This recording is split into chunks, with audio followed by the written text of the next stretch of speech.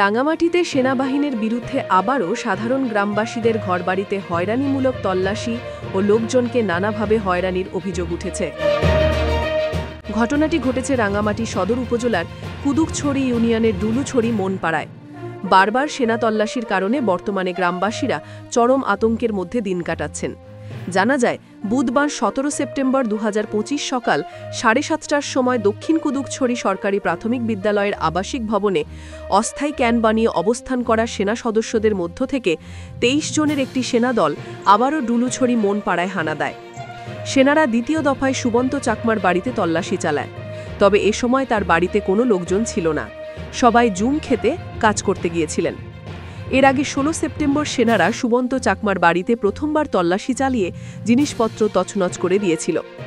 এ সময় সেনা সদস্যরা বাড়িতে রাখা নগদ ৪৫০ টাকা নিয়ে গেছে বলেও তিনি অভিযোগ করেছেন। সেনারা বুধবার সুবন্ত চাকমার বাড়িতে দ্বিতীয় দফায় তল্লাশির সময় পার্শ্ববর্তী বাড়িতে থাকা রাসেল চাকমা নামে সপ্তম শ্রেণীর পড়ুয়া এক স্কুল ছাত্রকে হুমকি ও ভয়ভীতি দেখিয়ে নানা কথা জিজ্ঞাসা করলে সে ভয় পেয়ে যায়। পরে তার মা তাকে স্কুলে পাঠিয়ে দেন। এরপর সেনারা সুজন চাকমা ও রিপন চাকমা নামে আরও ২ গ্রামবাসীর বাড়িতে তল্লাশি চালায়। রিপন চাকমার বাড়িতে তল্লাশির সময় সেনারা তার শিশু সন্তানের খেলনা ভেঙে দেয়। এছাড়া জিনিসপত্র তছনছ সহ শুটকি ও রান্নার জন্য রাখা সবজি নষ্ট করে দিয়েছে বলে অভিযোগ পাওয়া গেছে। সেনারা সুজন চাকমার বাড়িতে তল্লাশি চালিয়ে অবৈধ কোনো কিছু না পেয়ে বাড়ির ভিতর গর্ত খুঁড়ে তল্লাশির চেষ্টা করে, তবে সুজন চাকমার স্ত্রী শিউলি চাকমার বাধার কারণে তা করতে পারেননি। তল্লাশির পর সেনা সদস্যরা আবারও দক্ষিণ কুদুকছড়ি সরকারি প্রাথমিক বিদ্যালয়ের দিকে চলে যায় বলে জানা গেছে।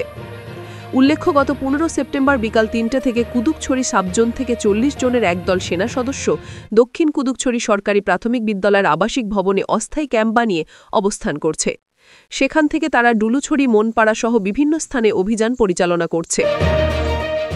পার্বত্য চট্টগ্রামের বিভিন্ন এলাকায় বর্তমানে সেনা অপারেশন ও তল্লাশির ঘটনা বৃদ্ধি পেয়েছে।